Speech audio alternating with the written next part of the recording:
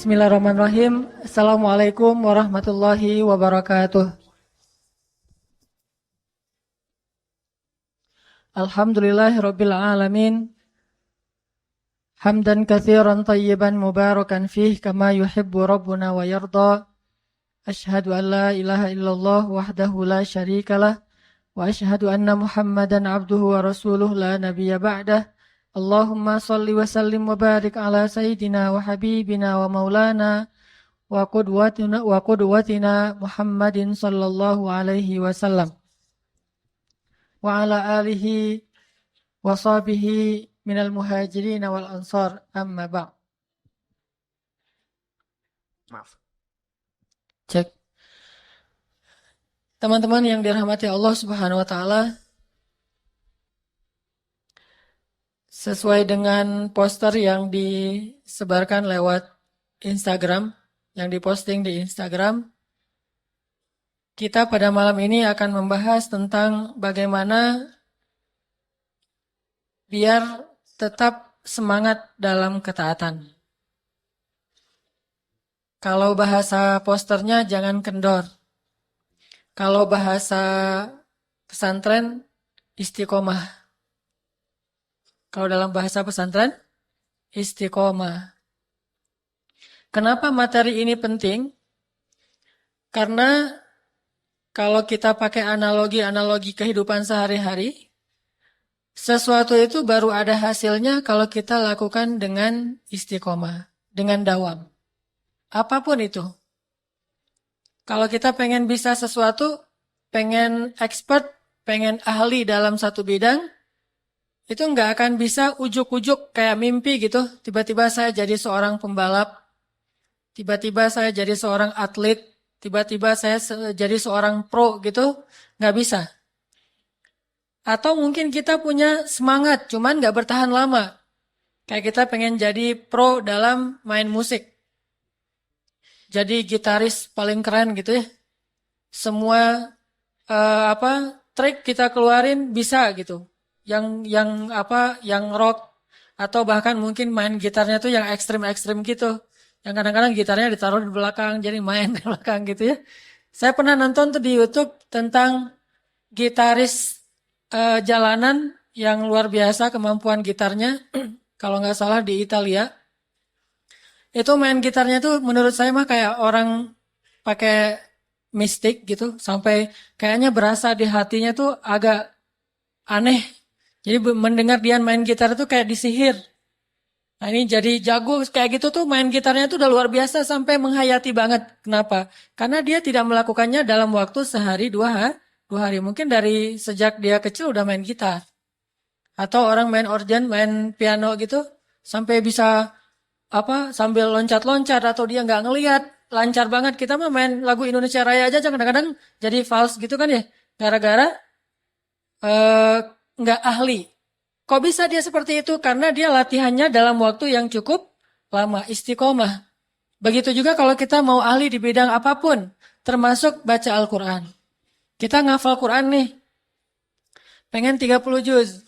Lagi semangat, soalnya baru ketemu dengan seorang hafiz kayak kemarin Syekh Mahmud yang hafal Al-Quran sejak usia 14 tahun. Semangat pengen ngafal Quran kayak beliau. Datang ke masjid, hafal Quran, sehari bisa 2 lembar, 3 lembar, sampai 5 juz, udah gitu kendor. Maka yang 5 juz tadi, setelah kita tinggalkan 1 bulan, 2 bulan, jadi 0 lagi tuh. Gak jadi, kalau kita gak istiqomah. Tapi kalau kita istiqomah, satu hal yang sepele, asal kita istiqomahin, itu bisa jadi sesuatu. Kayak orang rajin tahajud. Orang kalau rajin tahajud istiqomah, jadi apa? Jadi ada tanda sujud di jidatnya. Wah itu rajin istiqomah sujud tuh. Cuman bisa juga sih, nggak harus kayak gitu-gitu amat. Nggak harus setahun, 2 tahun sujud. Ya udah kita pakai cara instan aja. Ketika kita sujud, kita gosok-gosok gitu.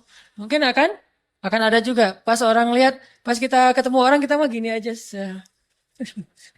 Nunjukin kalau kita tuh ahli sujud. Kenapa lo gitu-gitu aja? Enggak sih, gatal di sini nih.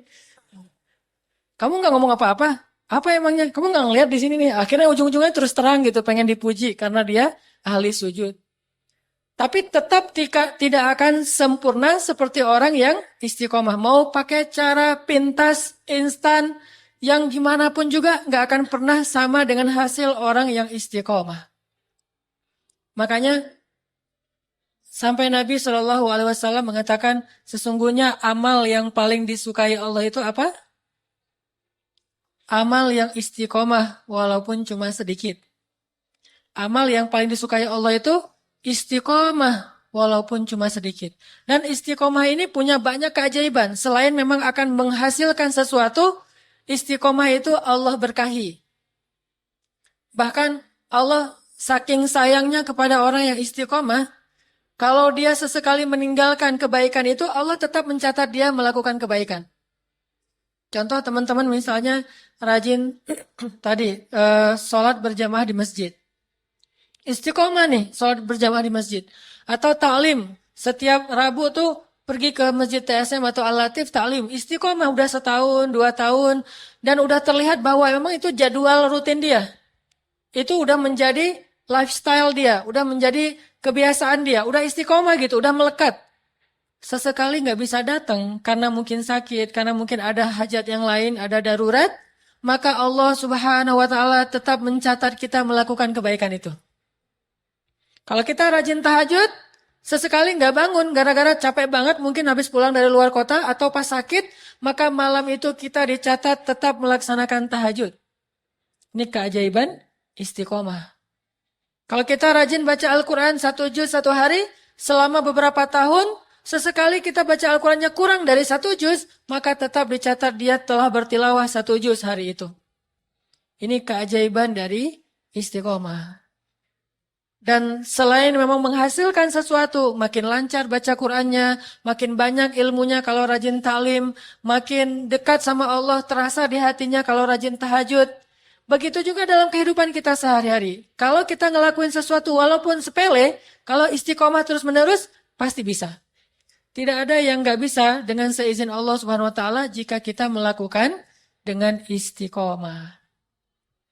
Makanya banyak hal-hal yang luar biasa, mungkin kita bilang itu talent gitu ya, bakat seseorang yang bisa melakukan hal-hal yang unik gitu. Kenapa bisa melakukan hal-hal yang kayaknya mustahil dilakukan orang lain? Karena dia melakukannya tuh dalam waktu yang sangat lama. Anak motor misalnya, kok bisa dia jumping atau sampai freestyle motornya, orang bola pakai freestyle kayak Neymar misalnya, kok bisa? Karena dia melakukannya dalam waktu yang lama. Bahkan kalau kita baca tentang kisah-kisah hidupnya para pemain bola kayak legend tuh misalnya sebutlah Maradona atau mungkin dulu ada Pele segala macam. Itu mereka bisa seperti itu setelah sekian lama. Bahkan kadang di antara mereka ada yang sejak kecil udah jadi pemain bola gitu. Dari kayak Lionel Messi dari sejak usia 4 tahun itu udah masuk klub. Artinya mereka tidak sehari 2 hari untuk menjadi sesuatu. Begitu juga dalam agama.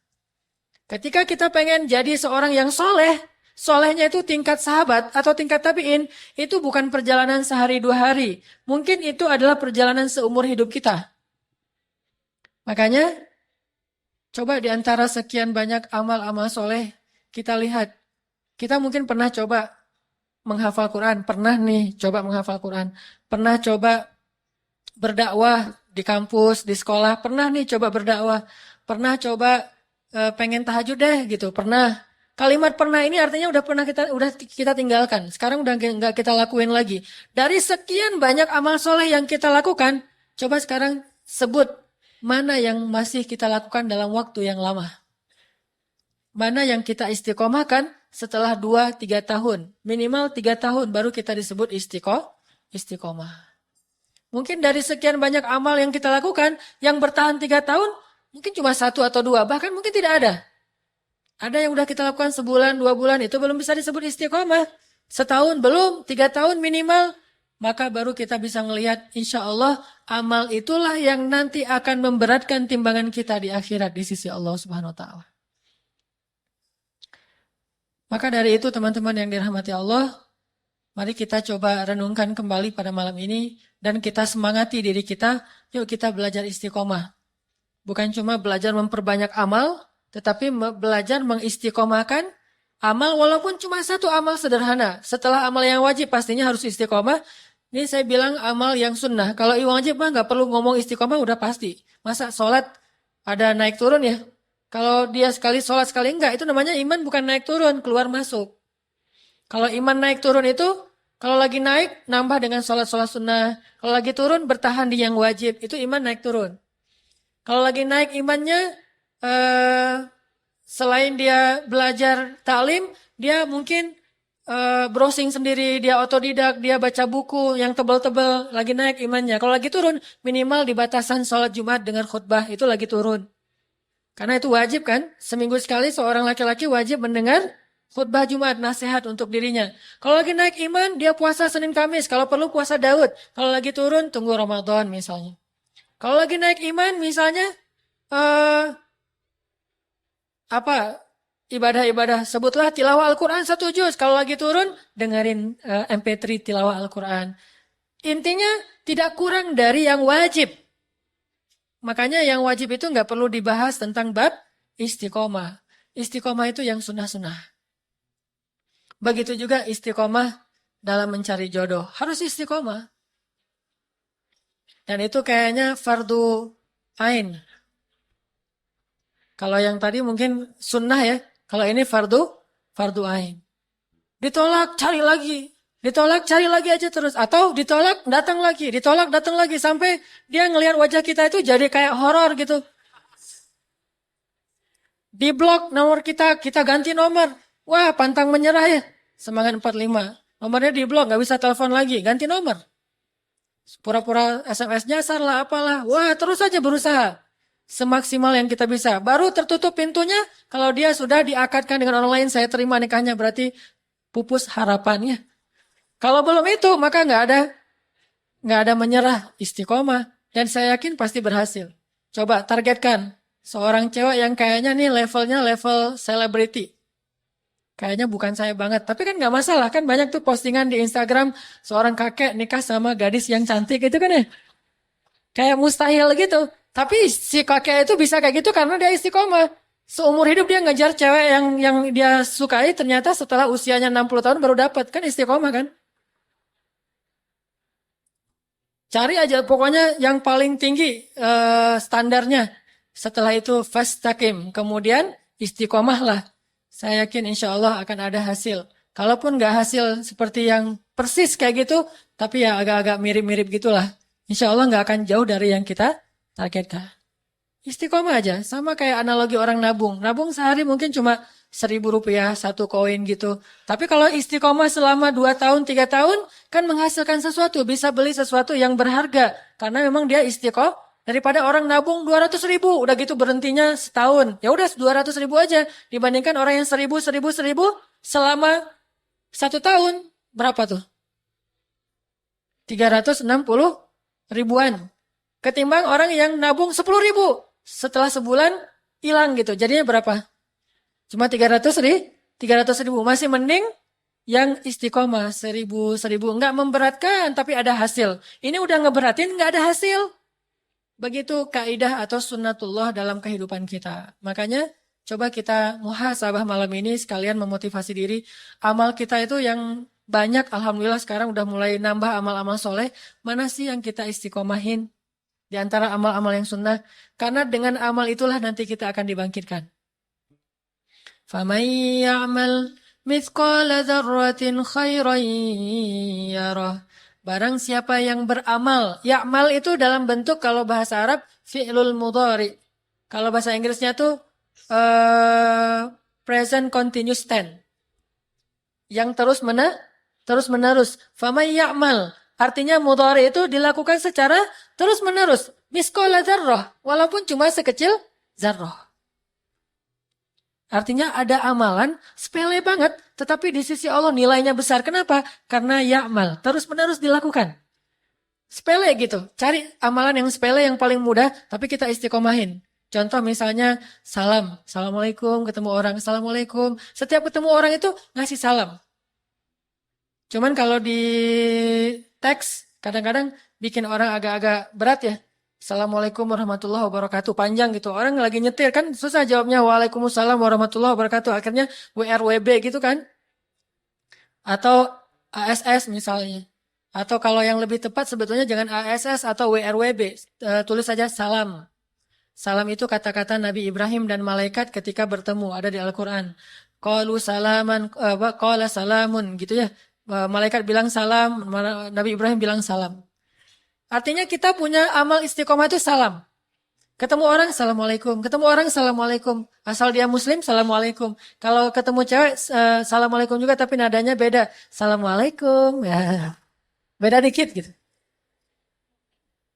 Ada modus. Kenapa kamu salamin saya? Saya mah lagi belajar istiqomah salam. Jadi terus jalan, atau dia udah punya istri, ketemu orang, assalamualaikum. Kenapa kamu salamin dia? Kan saya lagi istiqomah. Semuanya disalamin. Kalau perlu broadcastnya assalamualaikum, dikirim ke 300 orang, assalamualaikum. Supaya dibalas dengan 300 kebaikan. Kayak, kan saya pernah cerita, ada seorang sahabat disalamin sama Nabi. Assalamualaikum, kata Nabi. Waalaikumsalam. Terus Nabi karena nggak dengar jawaban, Assalamualaikum warahmatullahi wabarakatuh. Waalaikumsalam warahmatullahi wabarakatuh. Nabi ulangi lagi, Assalamualaikum warahmatullahi wabarakatuh.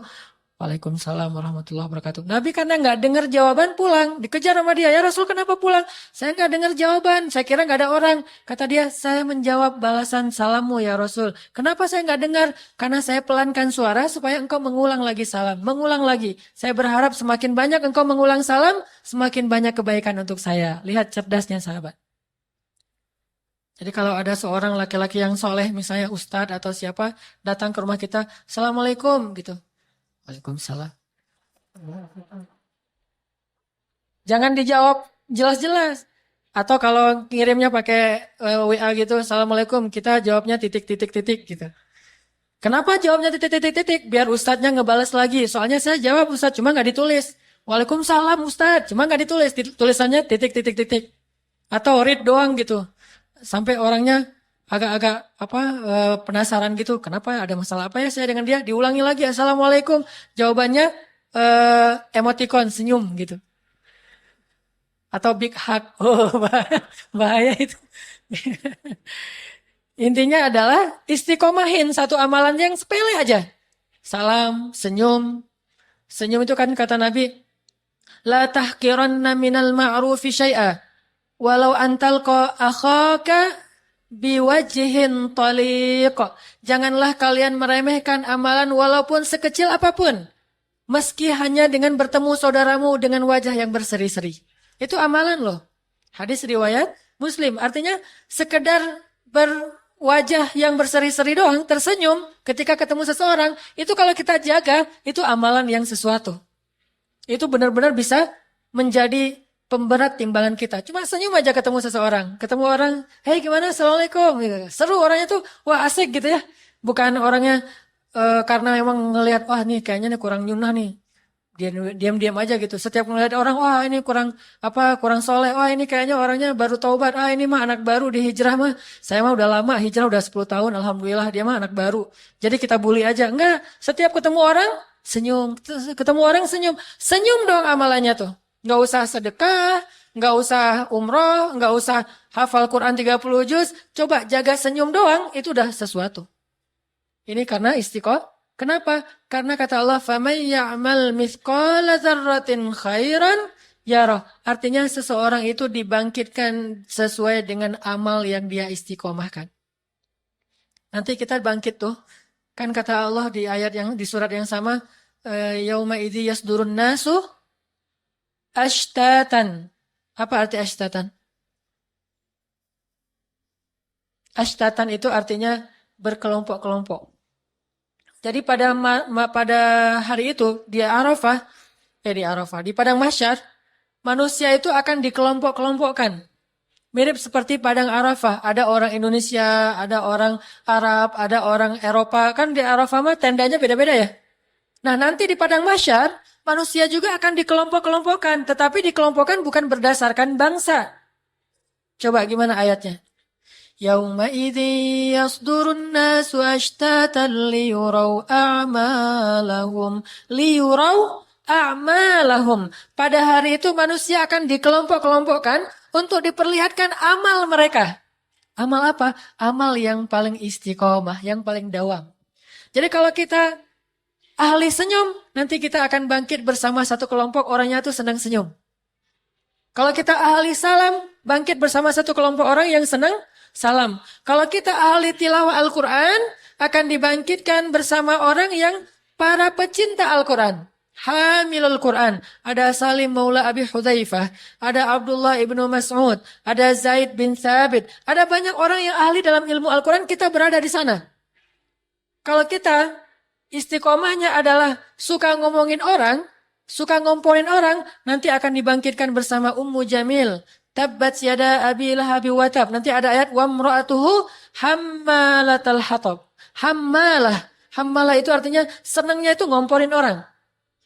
Sehingga nanti bangkitnya bersama hammalatal hatab. Seperti Ummu Jamil, istrinya Abu Lahab. Kalau kita durhaka sama suami, nanti bangkitnya bersama istri Nabi. Begitu bangkit, lihat sebelah, siapa ini teh? Saya mah istri Nabi. Wah, Masya Allah. Nabi siapa? Nabi Lut. Wah, bahaya. Ternyata istri Nabi Lut. Dan apa kerjaan istri Nabi Lut? Ya gitu deh. Kerjaannya itu menghubung-hubungkan orang. Menghubungkan antara, dia ada cowok keren nih, siapa yang mau, itu kerjaan dia. Begitu datang malaikat, kalau nggak salah 3 orang malaikat datang kepada Nabi Lut dengan wujud laki-laki yang sempurna, istri Nabi Lut langsung broadcast. Ada cowok keren lah di rumah saya, ayo kalian kalau pengen lihat ini harganya spesial. Datang tuh cowok-cowok banyak ngelihat mana cowok-cowok keren. Pas ngelihat, wah keren banget tuh. Langsung dilelang sama istri Nabi Lut.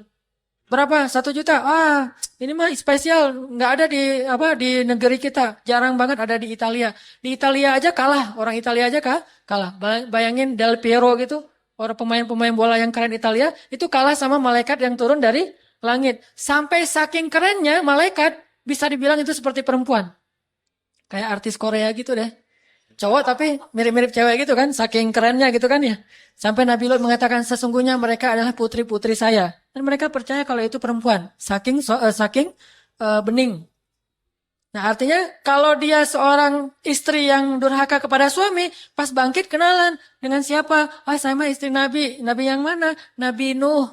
Nah ini kan sama aja dengan istri Nabi Lut. Kenalan lagi. Kamu siapa? Saya ayah Nabi. Ayah Nabi yang mana? Ayah Nabi Ibrahim. Azar. Kenapa kerjaannya adalah menyuruh orang untuk menyembah berhala. Dia memfitnah manusia dengan aliran sesat. Jadi kerjaannya tuh bikin aliran-aliran sesat. Ada juga yang bangkit, kenalan sama laki-laki yang keren banget. Siapa kamu? Saya Yahya alaihissalam. Oh, kok saya bisa masuk ke golongan Yahya alaihissalam? Karena kamu itu rajin duduk dalam majelis ilmu.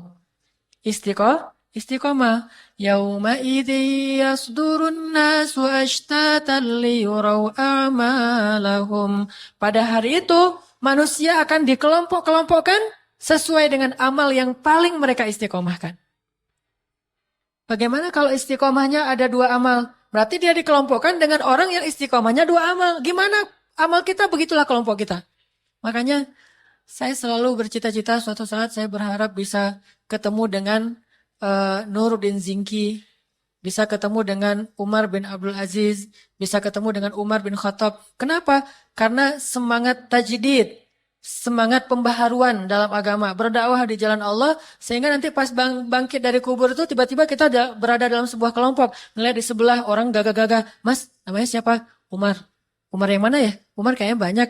Umar bin Khattab. Wah, Masya Allah Umar bin Khattab. Sebelah lagi, namanya siapa? Umar juga, Umar banyak banget Umarnya nih. Umar yang mana? Umar bin Abdul Aziz. Kan keren tuh kan ya? Ketemu lagi, siapa namanya? Saya Nuruddin Zinki. Ketemu orang-orang keren yang selama ini cuma kita baca di buku kisah-kisah mereka. Tiba-tiba kita berada di antara mereka. Kenapa? Karena amalan yang paling kita istiqomahin itu adalah dakwah di jalan Allah. Ketemulah dengan para dai-dai yang fenomenal itu, yang legend di dalam sejarah Islam. Apa yang paling kita istiqomahin?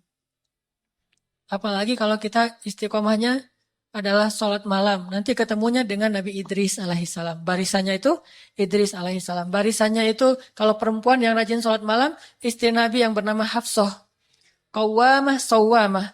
Qawwamah artinya orang yang selalu sholat malam. Sawwama orang yang selalu berpuasa, puasa sunnah seperti puasa Senin dan Kamis. Sehingga nanti bangkitnya bersama qawwamah, sawwamah. Cewek yang rajin sholat malam dan rajin puasa sunnah. Coba kita tilawah Al-Quran tentang ayat istiqomah.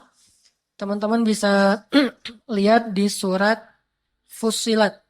Surat Fussilat itu surat 41. Ini keutamaan istiqomah ya. Surat Fussilat, surat 41 ayat 30. Surat Fussilat, surat 41 ayat 30. A'udzu billahi minasy syaithanir rajim. Mangga.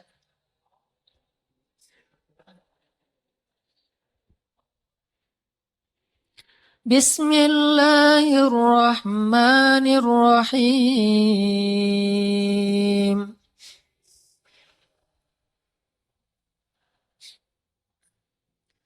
Innal ladzina qalu rabbuna Allah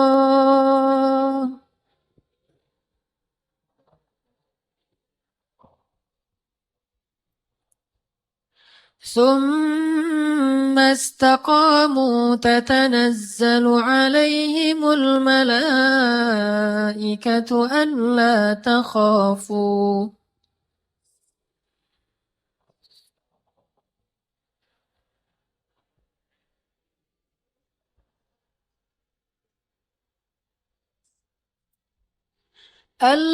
تخافوا ولا تحزنوا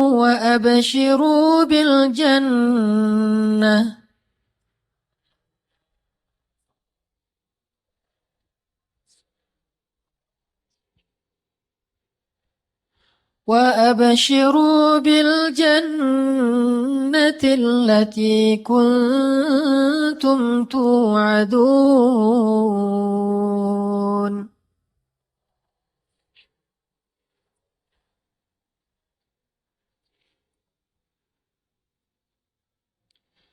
نحن أولياؤكم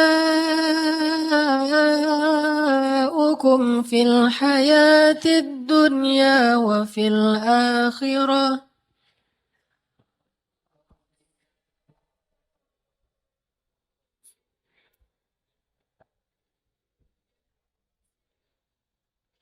ولكم فيها ما تشتهي أنفسكم ولكم فيها ما تدعون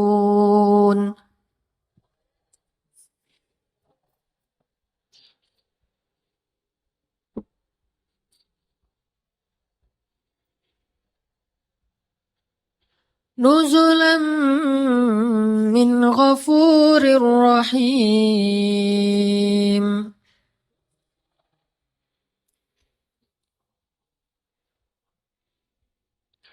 Sesungguhnya orang-orang yang mengatakan Tuhan kami adalah Allah, kemudian mereka meneguhkan pendirian mereka atau istiqomah, maka malaikat akan turun kepada mereka seraya berkata, janganlah kalian khawatir dan janganlah kalian sedih, dan bergembiralah dan gembirakanlah mereka dengan surga yang telah dijanjikan Allah kepada kalian. Kamilah pelindung-pelindungmu dalam kehidupan dunia dan akhirat. Di dalamnya kalian memperoleh apa yang kalian inginkan dan memperoleh pula di dalamnya apa yang kalian minta. Sebagai hidangan bagi kalian dari Tuhan yang Maha Pengampun lagi Maha Penyayang. Shadaqallahul Adzim. Ini ayat janji Allah kepada orang yang istiqomah. Sesungguhnya orang yang mengatakan Rabbunallah atau orang yang mengatakan asyhadu an la ilaha illallah wa asyhadu anna Muhammadar Rasulullah, kemudian dia istiqomah. Kayak kita orang yang bertaubat, kemudian kita istiqomah. Istiqomah menjaga taubat kita, tidak balik lagi kepada dosa-dosa lama, kepada masa-masa jahiliyah. Jangankan balik melakukan, mengingatnya pun kita malu. Ini berarti orang Istiqomah. Kalau kita istiqomah bertaubat, maka taubat kita itu disebut taubatan nasuha. Taubat yang murni, taubat yang sebenar-benarnya. Kenapa? Karena istiqomah. Begitu teman ngajak jalan lagi ke tempat-tempat yang kayak gituan, kita bisa nolak. Begitu teman ada yang minum, kita nggak ikut minum. Kita cuma naktirin doang. Enggak lah ya. Enggak ditraktirin, enggak ditemenin. Karena menemani, mentraktir, apalagi menyediakan, meramu, semuanya mendapatkan dosa yang sama dengan orang yang meminumnya.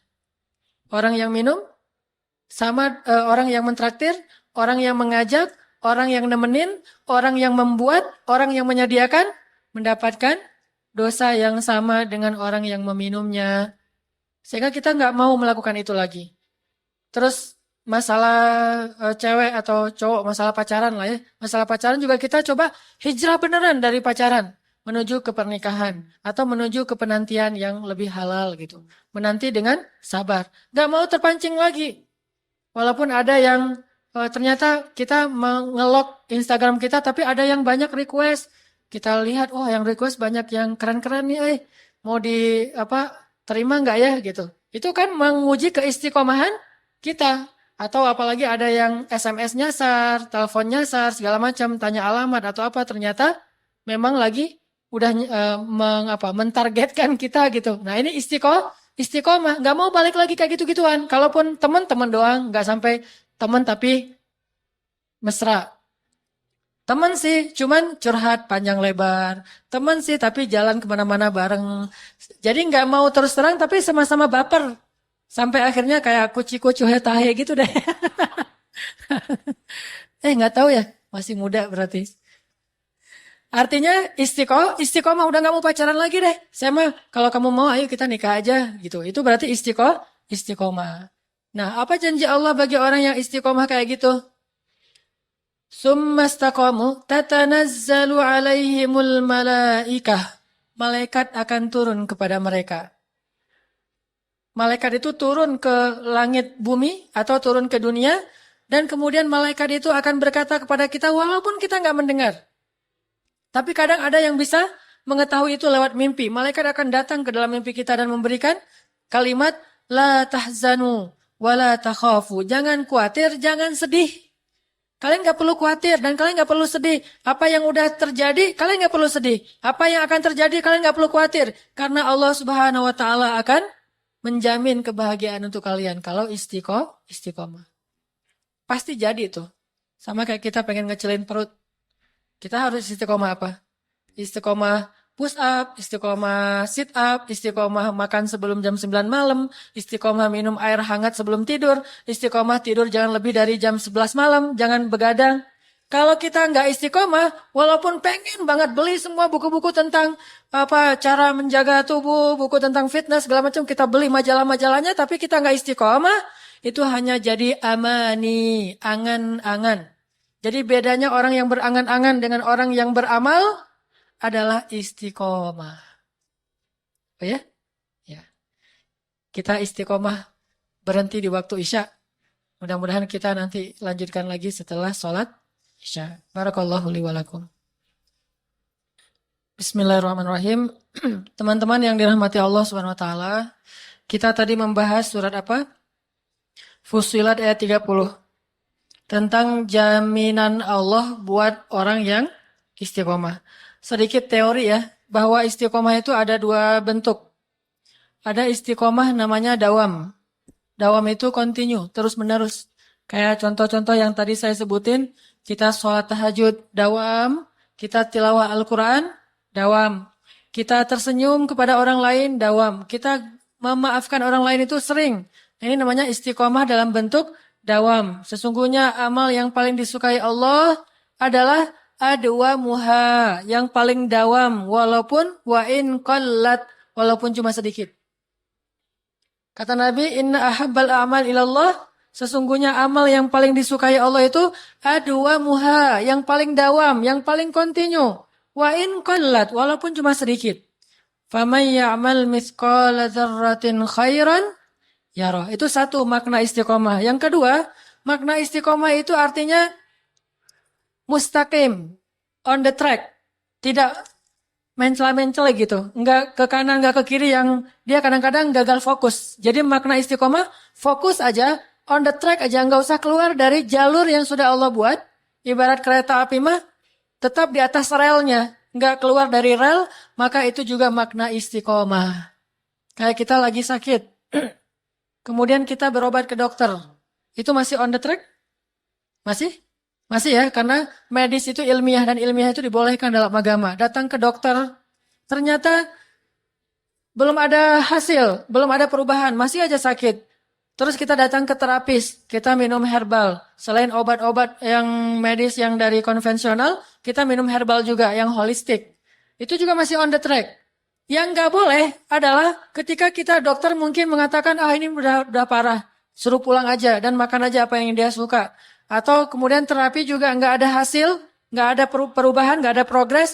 Akhirnya kita datang ke orang pintar, datang ke dukun. Nah ini berarti nggak istiqomah. Kalau kita istiqomah, kita terus saja berikhtiar dengan ikhtiar yang Allah bolehkan. Kayak misalnya kita kerja, cari aja pekerjaan yang halal. Walaupun ujiannya banyak, tapi tetap aja di situ. Ini namanya on the track. Nah ini mustaqim. Ini insya Allah orang yang summastaqamu. Kemudian mereka istiqomah. Makna yang kedua ini lebih besar dan lebih penting daripada makna yang pertama. Makanya ada orang yang hidupnya mungkin amalannya nggak banyak, tetapi dia nggak berbuat dosa. Tetapi dia nggak melanggar syariat Allah. Dia bukan ahli tahajud, bukan ahli puasa, bukan ahli ibadah-ibadah sunnah, tetapi dia nggak pernah melanggar syariat Allah Subhanahu Wa Taala. Berarti dia orang yang istiqomah, udah on the track tuh. Kayak cewek misalnya pakai jilbab. Ketika dia di rumah, mungkin biasanya buka jilbab, apalagi kalau tinggalnya di Jakarta, di Surabaya, yang panas gitu ya. Di rumah pengen buka jilbab biar nggak gerah. Tapi sesekali datang sepupu ke rumah kita. Datang sepupu kan bukan muhrim kan ya. Sehingga kalau di depan sepupu harus menutup aurat. Nah, dalam keadaan panas-panas, kita tetap menutup aurat kita. Walaupun dalam keadaan gerah, kita tetap menjaga aurat kita. Itu namanya istiqomah. Tidak keluar dari garis yang Allah Subhanahu wa Ta'ala buat. Nah, orang-orang yang bisa istiqomah dengan dua bentuk istiqomah ini, Allah kasih garansi. Allah kasih garansi. Allah kasih jaminan. Allah kasih janji. Apa janji Allah? Pasti dia akan sukses. Kata Allah, gak usah khawatir dengan janji Allah. Allah takhafu wa la tahzanu. Nahnu awliya'ukum fil hayatid dunya wa fil akhirah. Jangan khawatir, kamilah penolong kalian di dunia dan di akhirat. Itu janji Allah SWT. Kalau kita baca ayat tadi, Allah bilang, La takhafu wa la tahzanu. Jangan khawatir, jangan sedih. Kamilah awliya'ukum, penolong-penolong kalian di dunia dan di akhirat. Allah pasti tolong. Apapun masalah kita, jangan pernah terpeleset. Apapun ujian dalam hidup kita, jangan pernah melenceng, jangan belok arah, jangan apalagi sampai U-turn gitu ya, balik lagi ke masa jahiliyah, jangan, tetap aja istiqomah. Maka Allah mengatakan, nahnu awliya'ukum, kami pasti akan menolong kalian. Itu garansi dijamin oleh Allah SWT. Sehingga kita belajar yakin sama jaminan Allah itu lebih daripada kita yakin kepada hukum gravitasi. Ini saya tanya ke teman-teman. Kalau saya lempar batu ke atas, kira-kira batu itu akan gimana? Jatuh ke bawah? Yakin? Berapa persen yakinnya? 100%. Berarti nggak mungkin batu itu ngambang gitu ya. Saya lempar ke atas. Di bumi tapi ya, bukan di bulan. Di bumi saya lempar batu ke atas. Apakah batu itu akan jatuh ke bawah? Ada yang berani bertaruh batu itu akan ngambang atau akan ngapung di udara gitu? Ngambang? Ada yang berani? Sekarang saya tanya, siapa yang mau bertaruh 100 juta bahwa batu yang saya lemparkan itu akan jatuh ke bawah? Ada yang berani bertaruh 100 juta? Kalau dia jatuh ke bawah nanti yang bertaruh itu akan dapat 200 juta. Berani? Tapi kalau nggak jatuh ke bawah, 100 juta itu hilang. Berani nggak? Nih, mic ya. Kalau mic ini jatuh ke bawah, berarti dia dapat 200 juta. Kalau nggak jatuh ke bawah, 100 juta dia tuh hilang. Ada yang berani? Atau pakai handphone taruhannya deh. Ada yang bawa iPhone 6 atau yang ada yang 7 ya? 7 apa 6 sih? 7. Ada yang bawa Samsung Note 7? Udah ditarik ya? Ya udah, ada yang bawa Samsung Note 5 aja gitu. Atau apapun dah. Handphone yang harganya di atas 5 juta. Kasih ke sini. Terus kita taruhan nih. Kalau kan mic ini, kalau dia jatuh ke bawah berarti teman-teman dapat 2 handphone yang serupa dengan itu. Kalau nggak jatuh ke bawah, handphonenya diambil. Berani nggak bertaruh? Nggak berani ya? Berarti Anda meyakini saya sebagai seorang magician. Saya mah bukan magician, saya mah bukan tukang sulap, beneran gitu. Artinya kita yakin banget bahwa kalau kita lempar batu, batu itu akan jatuh ke bawah. Nggak ada cerita batu itu akan ngambang kecuali pakai sihir atau pakai magic. Kita yakin banget batu itu akan jatuh ke bawah. Harusnya kita yakin kepada Allah lebih daripada kita yakin kepada gaya gravitasi. Kepada hukum alam, kepada batu yang jatuh ke bawah. Karena sesungguhnya batu yang jatuh ke bawah itu pasti menurut hukum ilmiah. Tapi hukum ilmiah itu di tangan Allah Subhanahu wa taala. Masih bisa ditaklukkan dengan hukum magic. Hukum ilmiah itu batu kalau dilempar ke atas akan jatuh ke bawah. Tapi dia masih bisa dirubah dengan magic, dengan sihir. Nggak jatuh ke bawah. Dia ngambang di atas gitu. Tapi walaupun itu kita masih yakin yang namanya batu kalau dilempar ke atas itu pasti jatuh ke bawah. Kenapa kita nggak yakin kepada Allah Subhanahu Wa Taala yang kekuasaannya itu tidak ditaklukkan oleh apapun, oleh magic nggak bisa, oleh sihir nggak bisa, oleh ilmiah nggak bisa, oleh apapun khurafat nggak bisa, oleh mitos nggak bisa.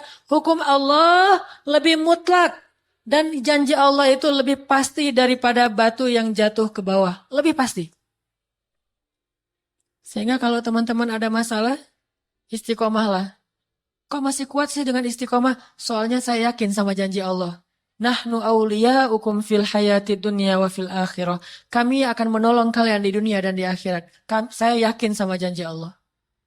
Tapi kan gitu. Nggak ada tapi. Pokoknya saya yakin. Seperti kamu yakin kalau batu itu dilempar, akan jatuh ke bawah. Saya kasih analogi lain. Real Madrid datang ke Indonesia. Terus main bola lawan klub anak-anak taklim hari Rabu. Nih kita semua di sini nih bikin kesebelasan. Kita pilih di antara kita di sini. Kebetulan di sini mungkin nggak ada anak Persib, nggak ada atlet-atlet pro lah ya. Kita yang biasa-biasa aja main bola di jalan gitu. Kita bikin kesebelasan lawan Real Madrid yang udah mungkin juara Eropa gitu. Kira-kira kalau ada taruhan, kita mau bertaruh megang siapa? Megang Real Madrid. Yakin? Saya loh kipernya. Saya doain nggak akan masuk. Begitu si Cristiano Ronaldo deketin, tak sumpahin loh. Nggak berani kan? Nggak. Bertaruh ke siapa? Real Madrid ya. Berani bertaruh pakai apa? Ini lawan anak-anak Rabu nih. Anak-anak taklim Rabu. Kira-kira teman-teman kalau misalnya kita lawan Real Madrid, terus ada taruhan, megang Real Madrid, berani pakai apa? Pakai Avanza berani? 100 juta? Siap insya Allah 100 juta? Hah? Masih ragu? Oh berarti masih kemungkinan kita menang gitu ya lawan Real Madrid ya? Gak ada kemungkinan menang lawan Real Madrid mah. Gimana pun kita berdoa tahajud gitu. Kecuali dengan seizin Allah ya. Kalau hanya mengandalkan hukum ilmiah, itu nggak mungkin kita menang. Kecuali tiba-tiba Cristiano Ronaldo jadi diare, kemudian Benzema tiba-tiba demam, panas dingin. Wah kenapa ini kena penyakit semua? Mungkin. Tapi kalau normalnya, ilmiahnya, nggak mungkin anak-anak taklim Rabu mengalahkan Real Madrid kalau Real Madrid mainnya serius. Sehingga kita berani bertaruh. Avanza saya taruhin. Judi gitu. Karena saya pasti akan dapat 2 Avanza. Seharusnya kita berani bertaruh tentang masa depan kita dan naruh pilihan kita tuh di Allah. Kenapa kita nggak berani bertaruh untuk Allah? Ini masa depan nih saya pertaruhkan nih. Kalau saya nggak pacaran, apakah saya tetap akan bisa menikah? Taruh aja taruhannya sama Allah. Allah bilang, siapa yang istiqomah, kami tolong dia. Aduh, kalau saya putusin, ntar dia sama yang lain gimana ya? Nggak usah khawatir, udah aja pertaruhkan masa depan kita sama Allah. Nanti kita akan bilang, untung dulu saya putusin. Untung dulu saya putusin. Itu pengalaman pribadi. Untung dulu saya diputusin. Bukan putusin. Untung saya dulu diputusin. Kalau nggak diputusin, saya mungkin nggak ketemu dengan istri saya yang sekarang, yang bidadari saya banget. Untung saya dulu diputusin. Sehingga saya ketemu dengan bidadari. Cie. Hashtagnya cie. Yakin aja sama Allah. Pokoknya kalau misalnya ada pertaruhan hidup, pilihan antara halal dan haram, kalau antara halal dan haram tuh nggak usah sholat istikharah. Sholat istikharah itu berlaku hanya untuk yang halal dan halal, tapi kita bingung mana yang terbaik. Kalau yang satu halal, yang satu haram, ntar dulu saya istikharah dulu nih, yang pilih yang halal apa yang haram. Nggak perlu itu mah. Kalau halal haram udah aja pilih yang halal. Antara benar dan salah, pilih yang benar. Nggak perlu istikharah. Ntar dulu ya, saya mau tanya ke Ustadz dulu. Ustadznya bilang pilih yang halal atau ntar dulu kan Ustadznya baru satu. Saya pengen memilih jumhur ulama, mayoritas ulama gitu. Udah nggak perlu yang kayak gitu-gitu karena udah jelas halal dan haram. Pilihlah Allah, Allah pasti akan menjamin kehidupan kita. Sama kayak kita misalnya punya iPhone. Rusak nih, pengen diservis. Kalau kita servis di iPhone, itu dikasih garansi ya. Sehingga kalau rusak lagi pasti nanti gratis. Tapi kalau kita servis di selain iPhone di tempat-tempat biasa, servis yang biasa, nggak ada garansinya kecuali garansi toko doang gitu. Paling 3 hari. Itu juga kalau ada. Kira-kira kita akan milih garansi yang mana? Akan milih servis di mana nih? Di iPhone yang resmi supaya ada garansinya. Allah Subhanahu wa taala pemilik alam semesta dan Allah yang menggaransi alam semesta. Makhluk kalau ngasih garansi pasti bohong. Gak mungkin makhluk bisa memberi garansi hidup kita karena dia bukan pemiliknya. Orang hidup dia aja lillah punya Allah Subhanahu wa taala. Makanya belajar tafakur, ingat-ingat, wah batu kalau dilempar ke atas pasti jatuh ke bawah, saya yakin. Masa Allah saya nggak yakin? Padahal Allah itu lebih pasti daripada batu jatuh ke bawah. Real Madrid kalau lawan satu klub biasa, saya pegang Real Madrid. Masa saya nggak pegang Allah tentang taruhan hidup saya? Karena Allah itu punya track record yang jauh lebih keren daripada Real Madrid. Kenapa kita pegang Real Madrid? Karena dia selama ini kita lihat track recordnya itu selalu menang ya. Dalam banyak pertandingan terutama juara Eropa misalnya. Kenapa kita nggak pegang Allah? Bukankah Allah pencipta alam semesta, pemelihara alam semesta? Allah udah banyak nolong orang-orang yang istiqomah di jalannya. Itu nggak jadi bukti gitu? Afala ta'qilun? Tidakkah kalian berpikir? Tidakkah kalian melihat? Tidakkah kalian mentafakuri? Qul siru fil ard, berjalanlah di muka bumi dan lihat bagaimana Allah Subhanahu wa taala menunjukkan kebesaran di dalam cerita-cerita umat terdahulu. Itu teman-teman, makanya kita coba belajar istiqomah. Pertama, dawam dalam amal soleh. Yang kedua, on the track, jangan keluar dari jalur selama jalur itu masih diridhoi Allah, kita terus saja, gak usah khawatir. Karena track itu pasti akan membawa kita kepada ridho Allah dan kemenangan di sisi Allah Subhanahu wa taala. Masih ingat dengan kisah Ibu Musa? Nanti sekali-kali di rumah coba baca surat Al-Qasas ya. Di surat Al-Qasas itu ada kisah bagaimana Allah menolong Ibu Musa ketika Ibu Musa mengikuti cara Allah. Jadi ceritanya kan Musa itu lahir di Mesir pada tahun ketika nggak boleh melahirkan anak laki-laki dari Bani Israel. Jadi kalau anak laki-laki lahir, itu akan dibunuh sama Firaun. Kakaknya Musa, Harun, lahir di tahun yang boleh lahir anak laki-laki. Jadi selang-seling, setahun boleh, setahun nggak boleh. Harun lahir di tahun yang boleh lahir anak laki-laki. Jadi dia nggak diapa-apain, selamat. Giliran Musa, ujiannya, kalau bahasa kita mungkin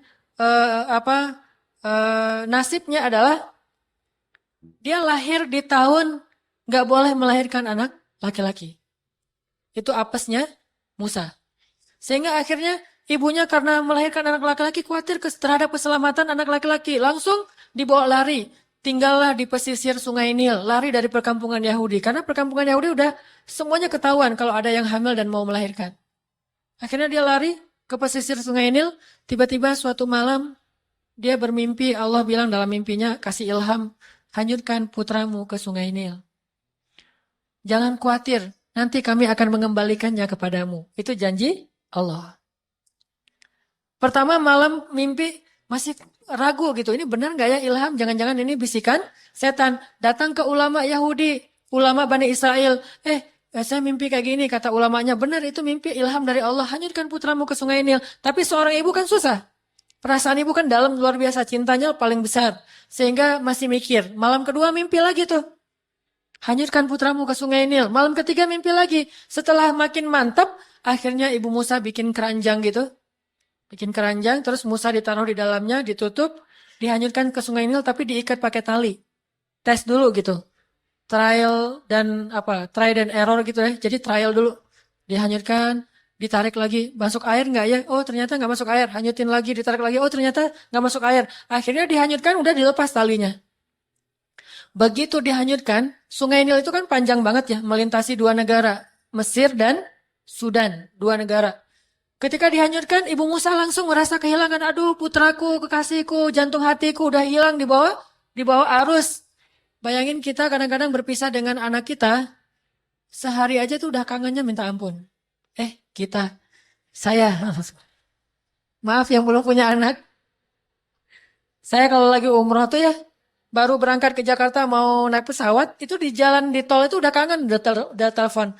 Kata anak, Babang, kenapa telepon? Kangen sama Aisyah, kangen sama Maryam gitu. Terus satu hari di Mekah udah telepon fit call gitu. Terus minta foto yang lagi tidur, karena foto anak lagi tidur itu polos banget, bikin baper banget kan. Dia lagi tidur dengan wajah polosnya. Wah, pengen kangen pulang. Padahal kita tahu 10 hari lagi kita akan ketemu dengan mereka, tapi kangennya luar biasa. Gimana kalau perpisahannya itu nggak tahu kapan akan bertemu lagi? Kan itu berat. Berpisah untuk ketemu lagi aja berat, apalagi berpisah nggak tahu akan ketemu kayak gimana. Kecuali karena iman. Dilepaskanlah Musa hanyut di sungai Nil. Untuk menghindari Firaun. Qadarullah, takdir Allah ternyata setelah hanyut di sungai Nil itu malah masuk ke selokan yang mengarah ke tempat pemandian keluarga Firaun. Menghindar dari Firaun, malah Allah datangkan kepada Firaun. Coba skenario Allah. Allah tuh cerdas. Hakimun, maha bijaksana. Dan Allah itu wa makaru wa makarallahu wallahu khairul makirin. Mereka merencanakan rencana jahat, Allah juga punya rencana dan rencana Allah yang paling baik. Terserah mereka orang-orang musuh itu mau rencanain apa. Akhirnya didatangkan Musa hanyut masuk selokan mengarah ke pemandian keluarga Firaun. Tiba-tiba ditemukan oleh dayang-dayang Firaun, ada keranjang yang ngapung-ngapung di air, kemudian diambil, pas dibuka ternyata bayi, lucu banget. Namanya juga bayi Nabi, punya aura yang luar biasa. Bayi model aja keren, apalagi bayi Nabi. Ini bayi akan jadi cover boy, misalnya akan jadi misalnya cewek apa. Ini bayi Nabi yang dipilih dari langit, jadi duta Allah Subhanahu Wa Taala. Itu punya aura yang semua orang kalau ngelihat jatuh hati. Langsung dibawa kepada istri Firaun. Ketika istri Firaun melihat, langsung jatuh hati. Dan dengan takdir Allah, istri Firaun belum punya anak. Nanti dia baru punya anak setelah mengangkat Musa sebagai anaknya. Baru nanti punya anak. Mungkin jadi kayak dipancing gitu. Nah, karena istri Firaun gak punya anak, dia pengen banget punya anak laki-laki. Begitu dapat bayi Musa, langsung didekap, dibawa kepada Firaun. Kata istri Firaun, Qurratu aynin li walak. Ini anak ini menyejukkan hati saya dan hati kamu. Kata Firaun, laki la liya. Dia menyejukkan hati kamu, hati saya enggak, kata Firaun. Dan Firaun itu by the way bukan orang bodoh ya. Dia itu raja dan dia tahu bahwa ini anak Bani Israel yang sengaja dihanyutkan supaya tidak dibunuh. Dia tahu banget. Makanya akhirnya Firaun mengatakan, akan saya bunuh anak ini. Kata istrinya, jangan kita nggak punya anak. Minimal kamu tahan dulu sampai saya puas dengan anak ini. Sampai dia besar. Kata Firaun, ya sudah kita tunggu aja waktunya. Pokoknya saya akan bunuh dia. Tinggallah Musa di dalam istana Firaun, dilindungi oleh Asia. Baru hari pertama tinggal di sana, Musa nangis karena pengen susu. Akhirnya raja mengumumkan sebuah sayembara. Bikin audisi. Audisi menyusui bayi raja. Dan gak tahu kalau itu bayi yang pungutan. Dikira itu bayi Firaun, anak raja. Siapa yang bisa menyusui bayi raja akan dikasih hadiah yang sangat banyak. Dan dapat kedudukan di sisi raja. Mulailah ibu-ibu yang ada di Mesir pada daftar ikut audisi menyusui. Wah daftar, ada ratusan orang daftar. Pengen nyusuimu, Musa bayangin cara Allah memperlakukan hambanya. Yang tadi mungkin nyusuinya aja diam-diam, sekarang orang mendaftar untuk nyusui dia. Kalau kita istiqomah, Allah akan datangkan banyak orang untuk menolong kita. Kalau kita istiqomah, orang akan ngantri untuk membantu kita. Orang akan meminta, tolong saya aja yang mau bantu kamu, saya aja yang mau bekerja sama dengan kamu, saya aja pengen ngasih manfaat buat kita. Kalau kita istiqomah, Allah akan datangkan orang untuk memberi manfaat kepada kita. Bahkan ngantri, kalau perlu dia daftar, kalau perlu dia bayar untuk bisa nolong kita. Kalau kita istiqomah. Akhirnya ibu-ibu pada ngantri. Ternyata ibu Musa juga ngutus tetehnya Musa. Musa kan punya AA, punya teteh ya. AA-nya Musa siapa? Harun. Itu AA-nya Musa. Tetehnya nggak disebutkan namanya. Nah, tetehnya Musa ini mengikuti perkembangan tentang adiknya. Udah sampai di mana? Ternyata pas adiknya masuk ke istana, dia kaget banget. Gimana nih nasib adik saya? Pasti akan dibunuh. Dia intip-intip berita di pasar. Ternyata dia dengar berita lagi ada audisi ibu menyusui. Langsung dia daftar. Saya juga mau daftar. Tapi dia di antrian paling belakang. Begitu satu demi satu ibu-ibu datang mendekat Musa. Musa nangis, kejar-kejar gitu. Kejar-kejar apa? Bahasa Sundanya teh. Wah, kejang-kejang gitu kan ya. Nangis, nangis pokoknya nggak mau aja disusuin. Datang ibu yang kedua nggak mau, datang ibu yang ketiga. Wah, ini ibu kayak gini mas saya nggak mau nyusui sama dia. Ah, terus aja. Musa nggak mau menyusui sampai ada puluhan mungkin ratusan ibu-ibu menyusui. Musa nggak mau satupun. Sampai giliran terakhir itu tetehnya Musa. Begitu datang, orang-orang kerajaan bingung. Ini anak ABG tapi mau menyusui. Kamu ngapain ke sini? Saya pengen daftar juga. Kamu nggak bisa menyusui untuk apa bayi itu? Enggak, saya bukan mau menyusui, mau menawarkan seorang ibu susu yang baik. Akhirnya dia datang kepada Asia, istri Firaun bilang, maukah kalian aku tunjukkan seorang ibu yang bisa menyusuinya dan mendidik dia dengan baik? Kata Asia karena udah nggak ada pilihan, ya sudah datangkan ibu itu ke sini. Kalau dia bisa, saya kasih hadiah besar. Datanglah ibu Musa, dibawa sama tetehnya. Bu, adik udah ketemu di mana? Di istana Firaun. Hah? Gitu. Kan ini kayak di sinetron gitu kan. Gitu kan, lama di sinetron kita mah suka bengong gitu kan ya. Bengong dulu ada beberapa detik gitu bengong kalau di sinetron teh. Wah, di istana Firaun, diapain? Enggak lagi mau nunggu ibu susu dan tidak ada yang mau disusui oleh Musa. Makanya ibu datang, mudah-mudahan ibu bisa menyusui adik. Datang ibu Musa. Datang, Asia nanya, ibu dari mana? Dari Garut. Wah, jauh ya perjalanannya. Gimana keadaannya di sana? Alhamdulillah, sekarang bantuannya banyak. Alhamdulillah ya. Dari pemuda hijrah. Ya, barakallah ya teman-teman pemuda hijrah. Kampanye dikit lah. Iklan. Balik lagi, tadi sampai di mana? Sampai Garut ya. Nah, udah gitu ditanya sama Asia, ibu dari mana? Dari negeri, sesuatu negeri gitu. Udah dibawalah Musa, didekap oleh ibu Musa sambil menangis, disusui. Mau ternyata, gimana nggak mau ibunya sendiri kan? Begitu bisa disusui, Asia langsung jatuh hati kepada ibu Musa. Dan memperlakukan keluarga Musa seperti keluarga istana. Langsung dikasih hadiah emas yang sangat banyak. Kata Asia, wahai ibu, bawalah keluargamu semuanya tinggallah di istana. Mudah-mudahan ibu bisa menyusui anak saya dan mendidik anak saya. Dia nggak tahu kalau itu ibunya sendiri. Sehingga sejak saat itu, Musa, tetehnya Musa, AA-nya Musa, abahnya Musa, maknya Musa, semuanya tinggal di istana. Coba bayangin. Sekarang saya mau tanya, bayangin kalau ibu Musa nggak istiqomah, nggak mau ngikutin track yang Allah buat, maka mungkin Musa seumur hidupnya dalam keadaan buronan. Ya kalau nggak ketemu, gimana kalau ketemu? Akhirnya dibunuh. Tapi karena ibu Musa itu mengikuti track yang Allah buat, mengikuti cara Allah, walaupun cara itu terlihat di awalnya itu ngeri gitu, nggak masuk akal. Tapi nggak usah khawatir, itu hanya awalnya. Karena endingnya Allah jamin nahnu auliyaukum, kami pelindung kalian, nggak usah khawatir. Banyak dari kehidupan kita tuh kayak gitu. Di awalnya kalau kita ikut cara Allah, aduh kayaknya susah penghasilannya cuma sedikit. Sedangkan yang syubhat itu penghasilannya besar. Itu emang kelihatannya awal kayak gitu. Tapi yakinlah endingnya, nanti closingnya, pasti akan nahnu auliyaukum, kamilah yang akan menolong kalian. Sehingga istaqim kata Nabi. Innal ladzina qalu rabbunallah summa istaqamu. Orang-orang yang mengatakan Rabb kami adalah Allah, kemudian dia istiqomah di jalan Allah.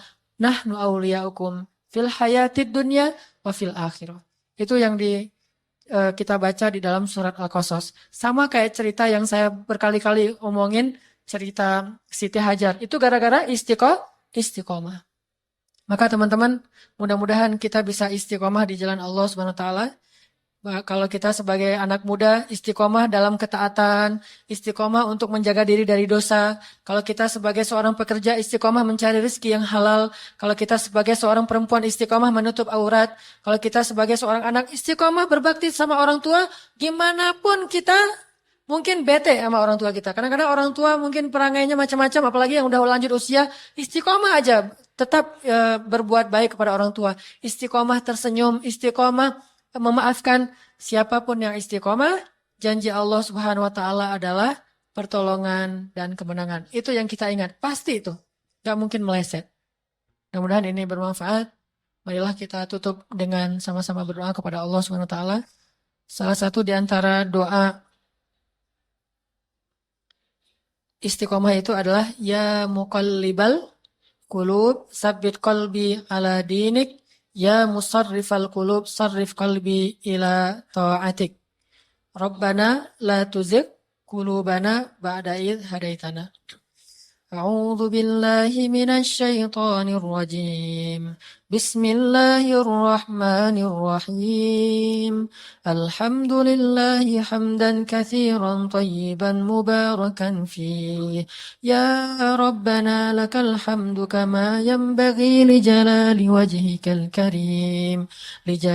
وجهك الكريم وعظيم سلطانك اللهم صل وسلم وبارك على سيدنا محمد وعلى آله وصحبه أجمعين يا مقلب القلوب يا مقلب القلوب يا مقلب القلوب ثبت قلوبنا على دينك يا مصرف القلوب صرف قلوبنا إلى طاعتك ربنا لا تزغ قلوبنا بعد إذ هديتنا ربنا لا تزغ قلوبنا بعد إذ هديتنا ربنا لا تزغ قلوبنا بعد إذ هديتنا وهب لنا من لدنك رحمة إنك أنت الوهاب ربنا اجعلنا مقيم الصلاة ومن ذرياتنا ربنا وتقبل دعاء اللهم حبب إلينا الإيمان وزينه في قلوبنا وكره إلينا الكفر والفسوق والعصيان أولى واجعلنا من الراشدين ربنا إنا نسألك رضاك والجنة ونعوذ بك من سخطك والنار ونعوذ بك من سخطك والنار ونعوذ بك من سخطك والنار يا عزيز يا غفار يا رب العالمين اللهم اغفر لنا ذنوبنا اللهم اغفر لنا ذنوبنا اللهم اغفر لنا ذنوبنا وكفر عنا سيئاتنا وتب علينا يا تواب وتب علينا يا تواب تب علينا توبة نصوحا يا غفار يا غفور يا رب العالمين يا الله يا أرحم الراحمين. Wahai Tuhan pencipta alam semesta, wahai Allah yang telah mempergilirkan malam dan siang, yang telah menetapkan matahari yang terbit di timur dan terbenam di barat, yang telah menjadikan semua itu terjadi setiap hari secara terus-menerus. Semua yang ada di langit dan di bumi bertasbih kepadamu dalam sunnah dan sistem yang telah Engkau tetapkan, ya Allah. Kami tidak pernah melihat matahari terbit di barat dan terbenam di timur kecuali kiamat, ya Allah. Kami yakin semuanya bertasbih dan mengikuti cara-cara yang telah Engkau tetapkan bagi mereka, ya Allah. Maka kami memohon kepadamu, ya Allah, tundukkanlah hati kami, agar kami seperti mentari yang selalu mengikuti jalur yang telah Engkau buat, ya Allah, yang selalu terbit di timur dan terbenam di barat. Apapun kondisinya, ya Allah, baik di musim dingin maupun musim panas, selalu terbit di timur dan terbenam di barat. Jadikanlah hati kami seperti matahari. Jadikanlah kehidupan kami mengikuti syariat-Mu, ya Allah, sebagaimana alam semesta mengikuti sistem yang telah Engkau jadikan, ya Allah. Jadikanlah kehidupan kami berada di dalam sunnah-Mu, ya Allah, tidak keluar dari sunnah-sunnah-Mu, ya Allah. Ya Arhamar Rahimin, Engkaulah yang menggenggam hati hamba-hamba-Mu, ya Allah. Kami tidak berdaya untuk membolak-balikan hati kami sendiri, ya Allah. Engkaulah yang membolak-balikannya zatal yamini wa zatal shimal, ke kanan dan ke kiri, ya Allah. Engkaulah yang menjadikan hati ini cinta kepada kebenaran dan benci kepada kekufuran. Engkau yang berkuasa atasnya, ya Allah. Ya muqallibal qulub, tetapkanlah hati kami dalam agama-Mu, ya Allah. Condongkanlah hati kami kepada kebaikan-kebaikan di sisi-Mu, ya Allah. Kuatkanlah keimanan di dalam hati kami untuk selalu yakin kepada janji-janji-Mu, ya Allah. Apapun yang terjadi dalam hidup kami, ya Allah, jadikanlah kami selalu yakin kepada janji-Mu, ya Allah. Karena hanya dengan berpegang teguh kepada janji-Mu, kami menjadi kuat, ya Allah.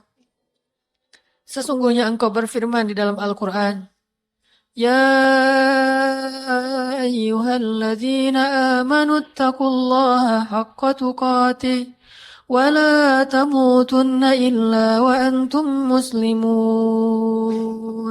واعتصموا بحبل الله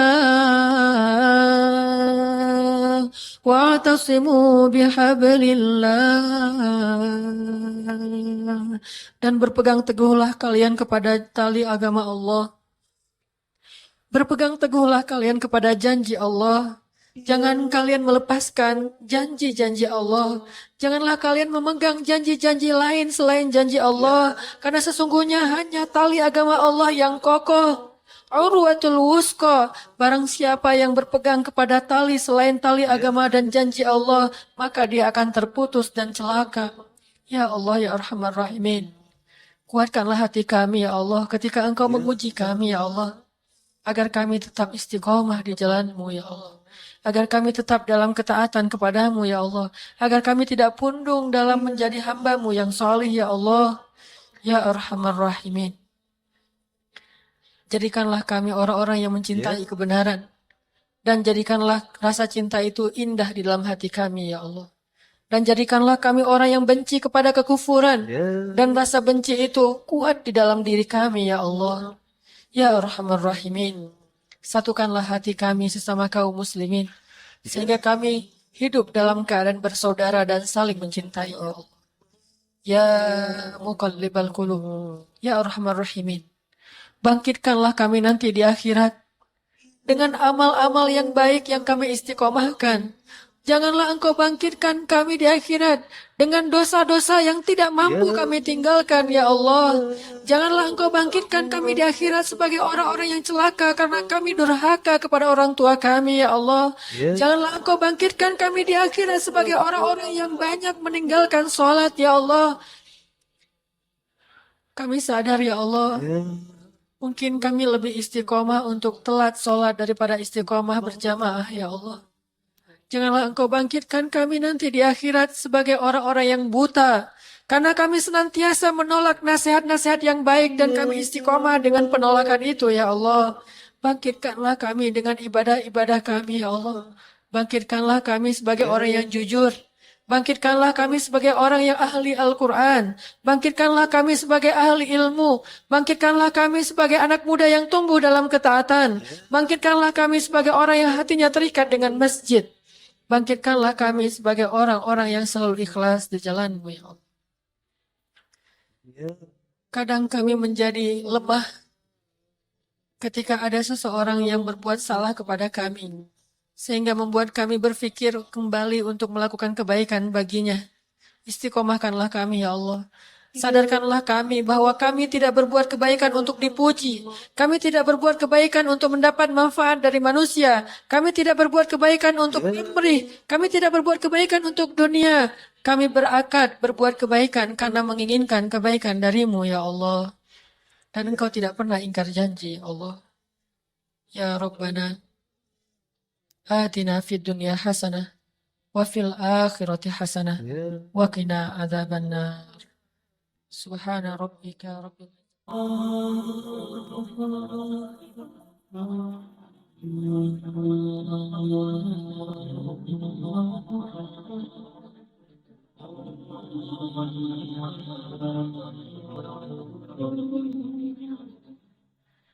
Benar kan kata Allah, kalau mereka fuqara yughnihimullah, maka Allah akan memberikan kekayaan untuk mereka atau kecukupan. Jadi obat hati itu adalah yakin kepada Allah. Dan cara yakin kepada Allah, baca firman-firman Allah Subhanahu wa taala. Allah berjanji di dalam banyak ayat untuk bisa menjadi iman, menambah faith, menambah keyakinan di dalam hati kita. Tinggal kita baca aja. Banyak banget ayat-ayat kayak gitu. Jadi begitu kita galau tentang gimana nanti nih, apa yang harus saya kasih, gimana menafkahi, baca nih ayat.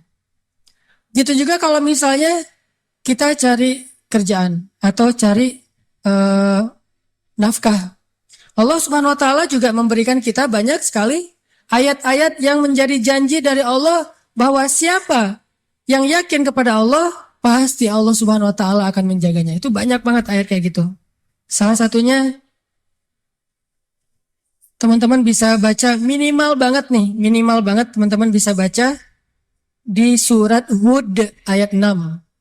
Coba baca surat Hud, surat 11 ayat 6. Ini juga ayat untuk ngecas iman kita. Apa kata Allah di ayat 6 surat Hud? Bismillahirrahmanirrahim. Wa ma min dabbatin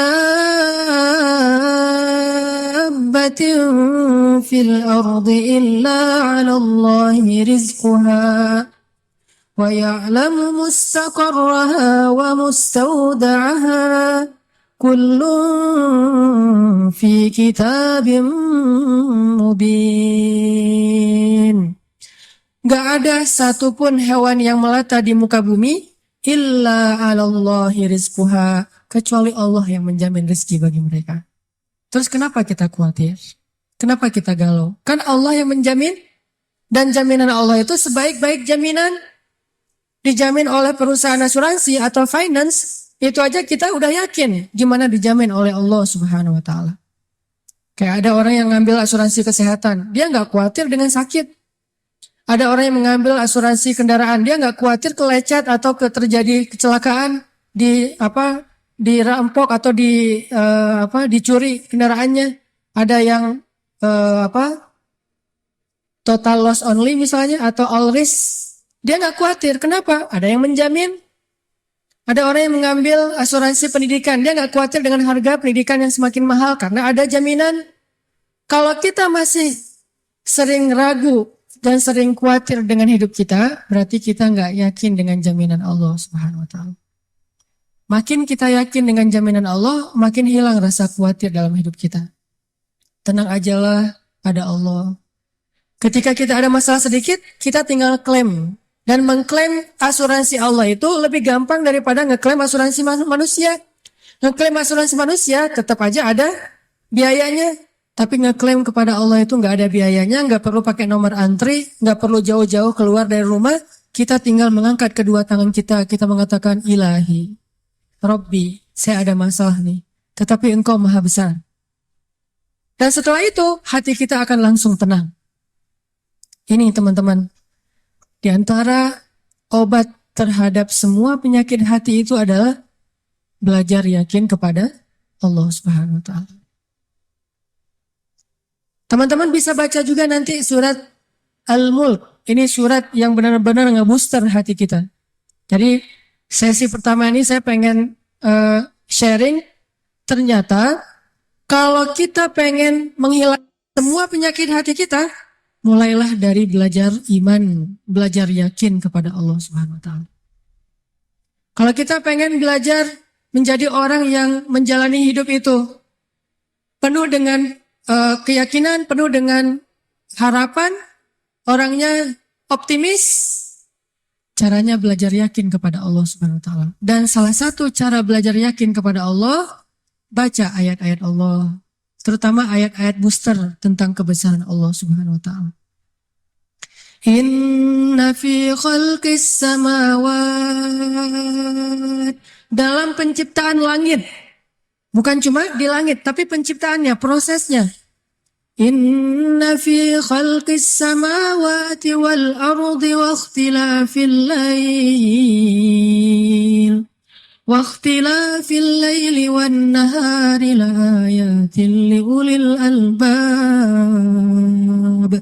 Langit, bumi, silih bergantinya malam dan siang atau musim, di situ ada bukti-bukti bahwa Allah Maha Kuasa. Kalau itu aja buat Allah gampang, cuma kun fayakun, apalagi cuma ngurus kita yang cuma kecil dibandingkan langit dan bumi.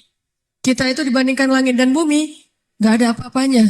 Kalau langit dan bumi aja buat Allah gak ada apa-apanya lagi, apalagi kita. Jadi intinya teman-teman, kenapa kita khawatir kalau Allah menjamin kehidupan kita? Kenapa kita khawatir kalau Allah berjanji menolong kita? Kenapa kita khawatir kalau Allah Subhanahu wa taala tidak akan menyia-nyiakan kebaikan kita?